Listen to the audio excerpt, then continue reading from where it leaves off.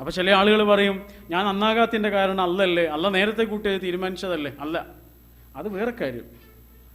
ജീവിതത്തിന് രണ്ട് വശങ്ങളുണ്ട്.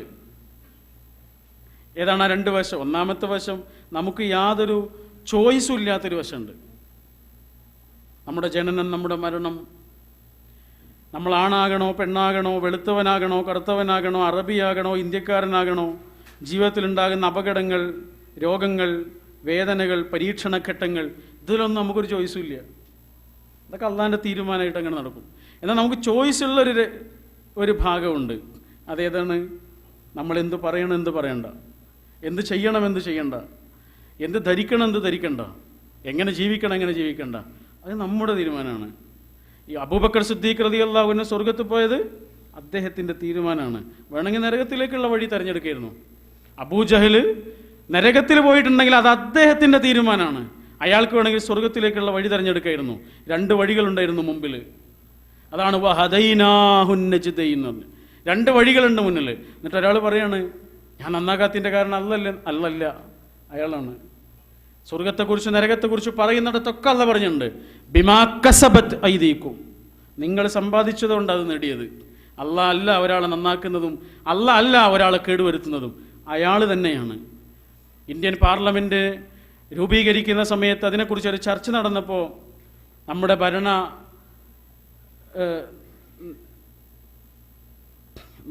ഭരണഘടനയുടെ ശില്പികൾ കൂടിയിരുന്നിട്ട് ആലോചിക്കുകയാണ്, പാർലമെൻറ്റിൻ്റെ മെയിൻ കവാടത്തിൽ വളരെ പ്രസിദ്ധമായ ഏതൊരാളുടെയും കണ്ണ് തറപ്പിക്കുന്ന ഒരു വചനം എഴുതി വെക്കണം. അങ്ങനെ കുറേ ആളുകൾ ഓരോ കോട്ടിങ്സായിട്ട് വന്ന്, അപ്പോഴാണ് ഭരണഘടനയുടെ ശില്പിയായിരുന്ന ഡോക്ടർ ഭീംറാവു അംബേദ്കർ ഒരു വചനമായിട്ട് വന്നിട്ട് പറഞ്ഞു, നമുക്കിതാക്കാം, നിങ്ങളൊന്ന് വായിച്ചു നോക്കൂ. എല്ലാവരും കാണിച്ചു കൊടുത്തു.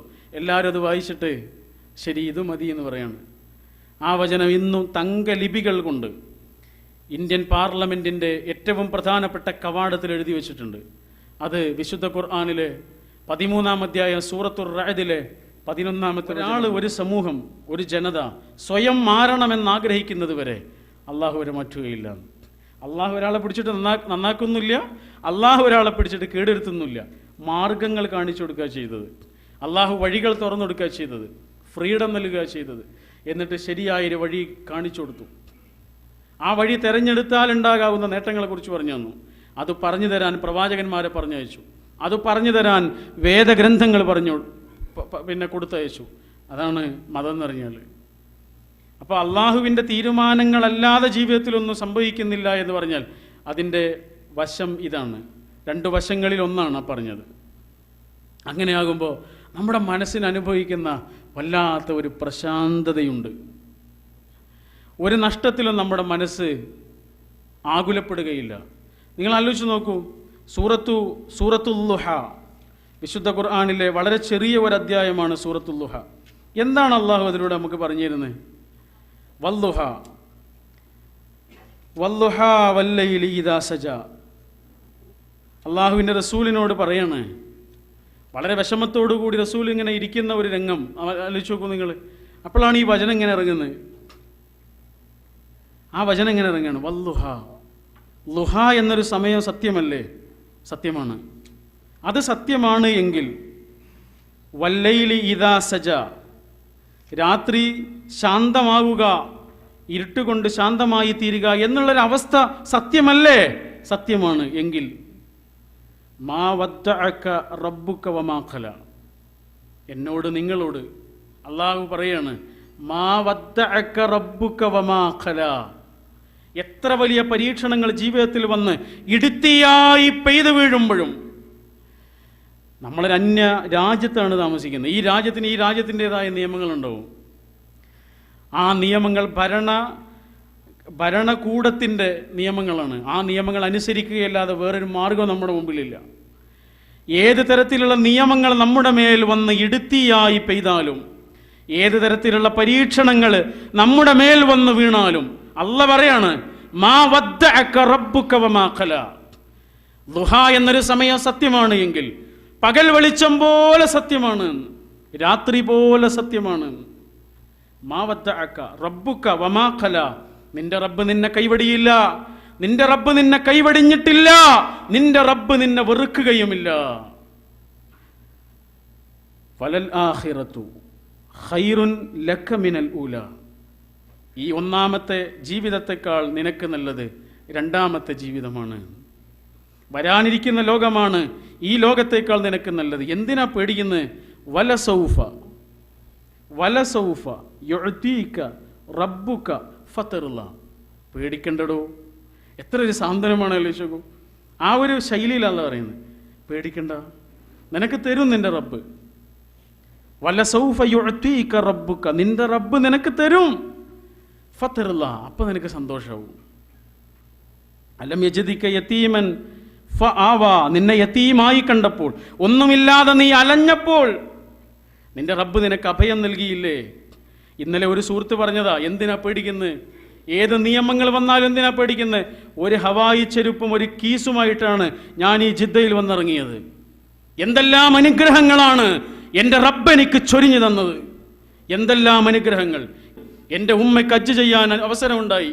എൻ്റെ വാപ്പയെ കൊണ്ട് ഞാൻ ഹജ്ജ് ചെയ്യിച്ചു. എൻ്റെ മക്കൾക്ക് സൗഭാഗ്യങ്ങളുണ്ടായി, എനിക്ക് വീടുണ്ടായി, എൻ്റെ മക്കളെ കെട്ടിച്ചു, വിദ്യാഭ്യാസം നേടിക്കൊടുത്തു. എന്തിനാ പേടിക്കുന്നത്? ഇതല്ലെങ്കിൽ മറ്റൊരു വഴി. ഒരു ഹവായി ചെരുപ്പും ഒരു കീസുമായി ഒരു കവറുമായിട്ട് ഈ ജിദ്ദയിൽ വന്നിറങ്ങിയ എന്നെ എൻ്റെ റബ്ബ് സംരക്ഷിച്ചിട്ടുണ്ടെങ്കിൽ, ഇവിടുന്ന് പോകേണ്ടി വന്നാൽ ഒരു കൈക്കുമ്പിള് പോലെ എൻ്റെ റബ്ബ് എന്നെ കോരിയെടുക്കും എന്ന് പറയുന്ന ഒരാളുടെ ഉള്ളിൽ തളച്ചുമറിയുന്ന ഈമാനിൻ്റെ ഇന്ധനമുണ്ട്. അത് പകരാൻ നമുക്ക് കഴിയണം. അത് കിട്ടാൻ നമുക്ക് കഴിയണം. ആ ഈമാനിന്റെ ശക്തി സംഭരിക്കാൻ കഴിഞ്ഞാൽ ഏത് നിയമത്തിന്റെ കാരിരുമ്പുകൾ വന്ന് തറച്ചാലും നമ്മുടെ മനസ്സ് പതറൂല. അതാണ് അല്ലാഹു പറയുന്നത്. അനാഥനായി നീ അലഞ്ഞപ്പോൾ നിനക്ക് അഭയം നൽകിയില്ലേ? വവജദക ളാല്ലൻ ഫഹദ, ലലാലത്തിലായിരുന്നപ്പോൾ, ഹിദായത്തിന്റെ വെളിച്ചം കിട്ടാതെ നീ അലഞ്ഞപ്പോൾ നിനക്ക് ഹിദായത്ത് തന്നവനല്ലേ ആ പഠിച്ചോൻ. വവജദക ആയിലൻ ഫഅഗ്ന, ഒന്നുമില്ലാതിരുന്ന നിന്നെ ഐശ്വര്യവാനാക്കിയില്ലേ നിന്റെ റബ്ബ്? ഒന്നുമില്ലാതിരുന്ന നിന്നെ ഐശ്വര്യവാനാക്കിയില്ലേ നിന്റെ റബ്ബ്? 20 കൊല്ലമായി ഈ സൗദി അറേബ്യയിൽ ജീവിക്കുന്ന ഒരാൾ തിരിഞ്ഞു നോക്കട്ടെ. ആ 20 കൊല്ലം മുമ്പുള്ള ജീവിതവും ഇന്നുള്ള അയാളുടെ ജീവിതവും. 20 കൊല്ലം മുമ്പായിരുന്നു അയാളുടെ മക്കള് ആ അവസ്ഥയിലായിരുന്നു ഇന്നെങ്കിൽ എന്തായിരിക്കും ഇന്നത്തെ അവസ്ഥ?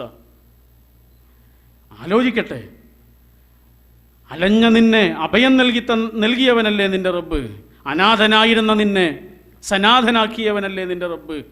ദലാലത്തിലായിരുന്ന നിന്നെ ഹിദായത്തിലേക്ക് കൊണ്ടുവന്നവനല്ലേ നിന്റെ റബ്ബ്? എന്ന് പറഞ്ഞിട്ട് അല്ലാഹു പറയാ, ഇന്ന് നീ യതീമായിരുന്നപ്പോൾ നിനക്ക് നിന്റെ റബ്ബ് അഭയം നൽകി. എന്നാൽ ഇന്ന് അഭയമില്ലാതെ അലയുന്ന യതീമുകളുണ്ട്. അവരുടെ കാര്യത്തിൽ നീ എന്തു ചെയ്യണം? എന്നോട് നിങ്ങളോട് പറയുന്നു, ഫഅമ്മൽ യതീമ ഫലാ തഖ്ഹർ. അതുകൊണ്ട് ഒരു യതീമിനെയും നീ അടുപ്പിക്കാതിരിക്കരുത്, അവഗണിക്കരുത്. ഒരു യതീമിനെയും നീ അവഗണിക്കരുത്. നമ്മുടെ മക്കളെ പോറ്റുക എന്നുള്ളൊരു ഉത്തരവാദിത്തം പോലെ നമ്മുടെ ചുമലിൽ അല്ലാഹു തന്നിട്ടുള്ളൊരു ഉത്തരവാദിത്തമാണ് നമ്മുടെ ചുറ്റും ഒരു യതീമായ കുട്ടിയുണ്ടെങ്കിൽ ആ കുട്ടിയെ സംരക്ഷിക്കുക എന്നുള്ളത്. അല്ലേ?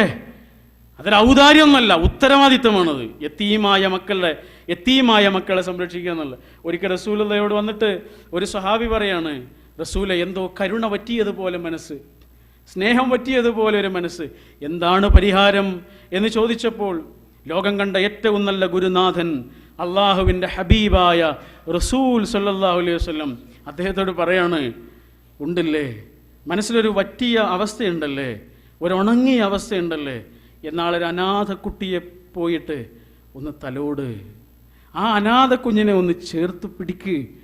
സ്നേഹം കിട്ടാത്തവന് സ്നേഹം കിട്ടുമ്പോൾ അറിയാം എന്താണ് സ്നേഹമെന്ന്. പിതാവിൻ്റെ ചൂട് കിട്ടാത്ത മകൻ അനുഭവിക്കുന്ന ആ സന്തോഷം അറിയുമ്പോൾ അറിയാം എന്താണ് ആ സ്നേഹമെന്ന്. അത് കിട്ടാത്തവന് കൊടുക്കുക എന്ന് പറഞ്ഞു. യതീമായ കുട്ടികളെ തലോടേണ്ടതിനെ കുറിച്ച് നമ്മൾ പ്രസംഗിക്കും. നമ്മുടെ ജീവിതത്തിൽ ഒരു യതീം കുട്ടിയെ നമ്മൾ തലോടിയിട്ടുണ്ടോ? ഞാൻ തലോടിയിട്ടുണ്ടോ? നിങ്ങൾ തലോടിയിട്ടുണ്ടോ? യതീമായൊരു കുട്ടിയെ. യതീമുകളെ കുറിച്ച് അല്ലാഹു പറയുമ്പോഴൊക്കെ അവിടെ മറഞ്ഞു കിടക്കുന്ന മറ്റൊരാശയമുണ്ട്. അതാരാ? വിധവയായൊരു സ്ത്രീയാണത്. യതീം എവിടെയുണ്ടോ അവിടെ വിധവയായൊരു സ്ത്രീ ഉണ്ടാവും. അസ്സാഇ അലൽ അർമിലത്തി വൽ മസാകീൻ കൽ മുജാഹിദി ഫീ സബീലില്ലാഹ്. വിധവകളായ സ്ത്രീകൾക്ക് വേണ്ടി പോരാടുന്നവർ, അസ്സാഇ അലൽ അർമിലത്തി വൽ മസാക്കീൻ, സാധുക്കളുടെ കാര്യത്തിൽ പോരാടുന്നവർ, വിധവകൾക്ക് വേണ്ടി പോരാടുന്നവൻ, കൽ മുജാഹിദി ഫി സബീലില്ലാഹ്, അള്ളാഹിന്റെ മാർഗത്തിൽ വാളും പരിചയം എടുത്തിട്ട് പോരാടുന്നവനെ പോലെയാണ്. എന്താ പറയാൻ കാരണം? പെട്ടെന്നൊന്നും കഴിയൂല, മനസ്സലിയൂല. അപ്പുറത്തേക്കും ഇപ്പുറത്തേക്കൊന്നും വേണ്ട. നമ്മുടെ കുടുംബത്തിലില്ലേ, എൻ്റെ കുടുംബത്തിലില്ലേ, നിങ്ങളുടെ കുടുംബത്തിലില്ലേ? പുരുഷന് ചെയ്യാൻ പല തരത്തിലുള്ള പരിമിതിയുണ്ട്. നമ്മുടെ കുടുംബത്തോടൊപ്പം നമുക്ക് ചെയ്തുകൂടെ? ഒരു വലിയ സൽക്കർമ്മത്തിൽ നമുക്ക് പങ്കാളികളായിക്കൂടെ? നമ്മുടെ കുടുംബത്തോടൊപ്പം നമുക്ക് ചെന്ന് കയറാവുന്ന ഇടമാണ് ഒരു വിധവയുടെ പുര എന്ന് പറഞ്ഞാൽ. ഒപ്പം ഇങ്ങനെ രണ്ടാൾ നടന്നു പോകുമ്പോൾ ഒരാളാണ് ഇല്ലാതാവുക. അതാണൊരു വിധവയുടെ വേദന. എത്ര വലിയൊരു സങ്കടമാണത്. അതുകൊണ്ടല്ലേ ഖുർആനാകട്ടെ ഹദീസാകട്ടെ അതിന് അത്രയും പ്രാധാന്യം കൊടുത്തത്. കൊണ്ടോട്ടിക്കടുത്ത് കരിപ്പൂർ എയർപോർട്ടിൻ്റെ തൊട്ട് താഴെ ഒരു സ്ഥാപനമുണ്ട്, ബിസ്മി ചാരിറ്റബിൾ ട്രസ്റ്റ് എന്നാണ് അതിൻ്റെ പേര്. വളരെ കുറച്ച് ആളുകൾ, വളരെ സാധാരണ ജോലി ചെയ്യുന്ന, അതിൻ്റെ ഏറ്റവും പ്രധാനപ്പെട്ട ഉത്തരവാദിത്തമുള്ള ഒരാൾ ഒരു ഓട്ടോറിക്ഷ തൊഴിലാളിയാണ്, ബഷീർ ഖാൻ എന്ന് പറയും. അവർ ചെയ്യുന്ന പ്രവർത്തനത നമ്മുടെ നാട്ടിലുള്ള എല്ലാ സഹകരണങ്ങളും അതുപോലെയുള്ള റിലീഫ് പ്രവർത്തനങ്ങളൊക്കെ നോക്കൂ. അതൊന്നും ചെന്നു കയറാത്ത ഒരു സ്ഥലമാണ്, അല്ലെങ്കിൽ ചെന്ന് കയറാത്തൊരു കൂട്ടരാണ് വിധവകൾ എന്ന് പറഞ്ഞാൽ. അത് കിട്ടുന്നില്ല. അത് ഒരാളോട് പറയാൻ പറ്റുമോ ഈ സങ്കടം? പറയാൻ പറ്റൂല. ആരോടാ അവരതൊന്ന് ഷെയർ ചെയ്യുക? അതിനാരെങ്കിലും ചെവി കൊടുക്കൂല. ഈ കുറച്ച് ആളുകൾ മാത്രമുള്ള ഈ സംഘം ചെയ്യുന്നത് 150ഓളം വിധവകളെയാണ് അവർ പോറ്റുന്നത്. അവർക്കൊരു ചെറിയ സ്ഥാപനമുണ്ട്. ആ സ്ഥാപനത്തിൽ നമ്മൾ ചെന്ന് നോക്കിയാൽ ഒരു റൂം നിറയെ വസ്ത്രങ്ങളാണ്. ഒരു ഫാബ്രിക്സ് പോലെ വസ്ത്രങ്ങൾ കൂട്ടിവെച്ചിട്ടുണ്ട്. ഇതൊന്നും പുതിയ വസ്ത്രമല്ല, പഴയ വസ്ത്രങ്ങളാണ്. പണക്കാരായ ആളുകളുടെ വീട്ടിൽ ചെന്നിട്ട് അവർ സംഭരിച്ചതാണ്. ഇതിനാവശ്യക്കാരുണ്ട്. മറ്റേ റൂമിലൊരു റേഷൻ ഷോപ്പ് പോലെ ഭക്ഷണ സാധനങ്ങളാണ്, അരിയും ഗോതമ്പും പച്ചക്കറിയും ഒക്കെയാണ്. അത് കൊണ്ടുപോകാൻ ആൾ വരാനിരിക്കുന്നുണ്ട്. ഓരോ കുടുംബങ്ങളും ഇതിനെ പ്രതീക്ഷിച്ചുകൊണ്ട് ജീവിക്കുന്ന കുടുംബങ്ങളുണ്ട്. 150ഓളം കുടുംബങ്ങൾ ആ പരിസരത്ത് മാത്രം. അവർ പറയാണ് അടുത്ത മാസത്തേക്കുള്ള ഒരു ബജറ്റുകൾ ഉണ്ടാക്കിയില്ല, പടച്ചോൻ എത്തിച്ചേരാറുണ്ട് എന്ന്. ഒന്നിന് ഇതുവരെ ഒരു പ്രയാസം ഉണ്ടായിട്ടില്ല. ഒരു കുടുംബവും സഹായം കിട്ടാതെ പോയിട്ടില്ല. അസ്സാഇ അലൽ അർമിലത്തി വൽ മസാക്കീന കൽ മുജാഹിദി ഫി സബീലില്ലാഹ്. അതുകൊണ്ട് യതീമിനെ അവഗണിക്കരുത്. ഫഅമ്മസ്സാഇല ഫലാ തൻഹർ, ചോദിച്ചു വരുന്ന ഒരാളെയും എന്തെങ്കിലും കൊടുത്തിട്ടല്ലാതെ വിടരുത് കേട്ടോ. എന്നിട്ടല്ല പറയാ ഇന്നലെ ആ പറഞ്ഞ സുഹൃത്ത് പറഞ്ഞതുപോലെയുള്ള വാക്ക് പറയണമെന്ന് ഖുർആൻ പറയാ. വഅമ്മാ ബിനിഅമതി റബ്ബിക ഫഹദ്ദിസ്, നിന്റെ റബ്ബ് നിനക്ക് തന്ന റഹ്മത്തുകളില്ലേ, നിഅമത്തുകളില്ലേ, അതിനെക്കുറിച്ച് പറയേ. പരാതികളുടെ കെട്ടഴിക്കുന്നതിന് മുമ്പ് നിന്റെ റബ്ബ് നിനക്ക് കോരിച്ചൊരിഞ്ഞു തന്ന അനുഗ്രഹങ്ങളുടെ, നിഅമത്തുകളുടെ, റഹ്മത്തുകളുടെ ആ പെരുമഴയിൽ നീ കുളിച്ചു നിന്നിട്ടാണ് പറയുന്നത്. ചെറിയൊരു നഷ്ടത്തിൻ്റെ പേരിൽ, ചെറിയൊരു വേദനയുടെ പേരിൽ, ചെറിയൊരു പരീക്ഷണത്തിൻ്റെ പേരിൽ നിന്റെ റബ്ബിനെ നീ കുറ്റം പറയാണല്ലേ. എന്നെ തന്നെയാണല്ലോ പഠിച്ചവൻ ഇത് പരീക്ഷിക്കാൻ കണ്ടതെന്ന് പറയാണല്ലേ. അനുഗ്രഹങ്ങൾ കിട്ടിയപ്പോൾ നീ അത് പറഞ്ഞില്ലല്ലോ. എന്നെ തന്നെയാണല്ലോ അല്ലാഹ് ഈ അനുഗ്രഹങ്ങൾ കൊണ്ട് നടക്കുന്നതെന്ന് പറഞ്ഞില്ലല്ലോ. അത് പറയേ. അമ്മാ ബിനിഅമതി റബ്ബിക ഫഹദ്ദിസ്, നിഅമത്തുകളെ കുറിച്ച് പറയുകയും. സൂറത്തുൽ ദുഹാ എന്ന അധ്യായം നമ്മുടെ മനസ്സിൽ ഒരേ സമയം ഒരു വിചാരണയായി തുടിക്കുന്ന വചനമാണ്, നമ്മുടെ മനസ്സിന് താക്കീതായി തീരുന്ന വചനമാണ്, നമ്മുടെ മനസ്സിന് പ്രതീക്ഷ പകരുന്ന വചനങ്ങളാണ് സൂറത്തുൽ ദുഹാ. ജീവിതത്തിനൊരു പുതിയ ഉൾക്കാഴ്ച തരികയാണ് ഖുർആൻ ചെയ്യുന്നത്, അല്ലാതെ വേറൊന്നുമല്ല. എല്ലാവരും ജീവിക്കുന്നവരാ, പക്ഷെ ജീവിതത്തെക്കുറിച്ച് ആലോചിക്കുന്ന ആളുകൾ വളരെ കുറച്ചേ ഉണ്ടാവുള്ളൂ. ജീവിതത്തെക്കുറിച്ച് ആലോചിക്കാനാണ് ഖുർആൻ പറയുന്നത്. എല്ലാവരും ഒരു ഒഴുക്കാണ്, ആ ഒഴുക്കിലെങ്ങനെ പോകും. ഒഴുക്കിലേക്ക് ഒരു ശവത്തെ വലിച്ചെറിഞ്ഞ് നോക്കൂ, ആ ശവം അതിലൂടെ അങ്ങനെ ഒഴുകും. ഒഴുക്കിലൂടെ ഒഴുകാൻ ഏത് ശവത്തെ കൊണ്ടും കഴിയും. എന്നാൽ തിരിച്ചൊഴുകണമെന്നുണ്ടെങ്കിൽ ഒരു പരൽമീനിന് കഴിയും, ജീവനുണ്ടെങ്കിൽ. ആ ജീവനാണ് ഈമാൻ. ഈ കൂട്ടത്തിൽ അങ്ങനെ ഒഴുകുമ്പോൾ നമ്മളൊന്നും ചിന്തിക്കില്ല. പക്ഷേ ഈ ജീവിതത്തിൻ്റെ ലക്ഷ്യത്തെക്കുറിച്ചൊന്ന് ആലോചിക്കണമെന്നുണ്ടെങ്കിൽ, എന്തിനാണ് ഇങ്ങോട്ട് വന്നതെന്നൊരാലോചന മനസ്സിലൊന്നും മുളക്കണമെന്നുണ്ടെങ്കിൽ അതിന് ഈ വചനം തന്നെ വേണം, ഖുർആനിൻ്റെ വരികൾ തന്നെ വേണം. നമ്മുടെ ഒരു സുഹൃത്ത് പറഞ്ഞതാ, ഈ ജിദ്ദയിലുള്ളൊരു സുഹൃത്ത്, നാട്ടിലെ ഏറ്റവും മോശമായൊരു അവസ്ഥയിൽ ജീവിച്ച ആൾ. എല്ലാ വൃത്തികേടുകളും, മതപരമായ യാതൊരു അടുപ്പമില്ലായിരുന്നു. എന്തൊക്കെ ഒരു വൃത്തികേട് ഒരാൾക്ക് നാട്ടിൽ ചെയ്യാനുള്ള അവസരമുണ്ട് അതിലൊക്കെ അയാൾ ചെന്ന് വീണിട്ടുണ്ട്. പേര് ദോഷം വരുത്തിയിട്ട് സൗദിയിലേക്ക് കയറിപ്പോന്നാണ്. വാപ്പ പറഞ്ഞാണ്, എൻ്റെ സ്വത്തുനിന്ന് എന്തെങ്കിലും വേണമെങ്കിൽ നീ കൊണ്ടേക്കോ, എങ്ങനെയെങ്കിലും നീ ഒന്ന് ഒഴിവായി തന്നാൽ മതി എന്ന് പറഞ്ഞിട്ട് വാപ്പ പറഞ്ഞിട്ടാണ് സൗദിയിലേക്ക്. അദ്ദേഹം പറയാം, സൗദിയിൽ വന്നപ്പോൾ എനിക്ക് അതിലേറെ നല്ല സൗകര്യങ്ങൾ, വാപ്പ പോലും ഇല്ല, ആരുമില്ല, എന്നെ ഒന്ന് ശാസിക്കാൻ പോലും ഒരാളില്ല, എന്തും ചെയ്യാൻ എനിക്ക് വേണമെങ്കിൽ. നിയമങ്ങൾക്കൊന്നും മനസ്സിനെ സ്വാധീനിക്കാൻ കഴിയില്ല. മനസ്സിനെ സ്വാധീനിക്കണമെങ്കിൽ വേറൊന്നും വേണം. നിയമങ്ങളൊക്കെ വലിയ നിയമങ്ങളുണ്ട്, പക്ഷേ ഒരു കാര്യത്തിൽ നിന്ന് ഞാൻ അകന്നു നിന്നില്ല. തെറ്റുകളിലേക്കും കുറ്റങ്ങളിലേക്കും വഴുക്കിപ്പോകാനുള്ള എല്ലാ അവസരങ്ങളും എൻ്റെ മുമ്പിൽ ഇങ്ങനെ തുറന്നു കിട്ടിയതുപോലെ എനിക്ക് മനസ്സിലായത്. ആ അവസരത്തിലാണ് ഒരു യാഥാസ്ഥിതിക സുഹൃത്ത് ഒരു ഖുർആൻ പരിഭാഷ ഇടുന്നായിരുന്നത്. അദ്ദേഹം പറയും, ഞാനതിങ്ങനെ വായിച്ചു നോക്കി, അതിന് മലയാളം മാത്രം വായിക്കാൻ എനിക്ക് മനസ്സിലാവുന്നുള്ളൂ, അറബിയൊന്നും വായിക്കാൻ അറിയില്ല. ഖുർആൻ ഇങ്ങനെ വായിച്ചു തുടങ്ങിയപ്പോൾ എനിക്ക് മനസ്സിലായി ഞാൻ വൈകിപ്പോയി എന്ന്. ഇന്ന് അദ്ദേഹം 5 കാര്യങ്ങൾ പറയുന്നുണ്ടെങ്കിൽ അതിൽ 2 കാര്യം ഖുർആനിൻ്റെ വചനങ്ങളായിരിക്കും. ഖുർആൻ ഇങ്ങനെ പെയ്യാണ് മനസ്സിൽ.